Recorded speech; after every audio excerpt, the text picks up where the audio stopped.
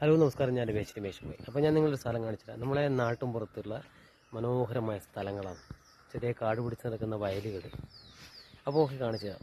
പക്ഷെ നമ്മൾ എന്താ പറയുക, സിറ്റിയിൽ ജീവിക്കുന്നവർക്ക് ഇത് ഒരു നല്ല അനുഭവമായിരിക്കും അല്ലേ. അപൂർവങ്ങളൊന്നുമില്ല, പക്ഷേ എനിക്ക് തോന്നുന്ന അപൂർവങ്ങളാണ്. വളരെ ശാന്തസുന്ദരമായ ആ സ്ഥലം ഒന്ന് കാണിച്ചു തരാം. സ്ഥലം ഏതാണെന്ന് നിങ്ങൾ കമൻറ്റ് ചെയ്യണേ. ഞാൻ രമേശ് പോയി.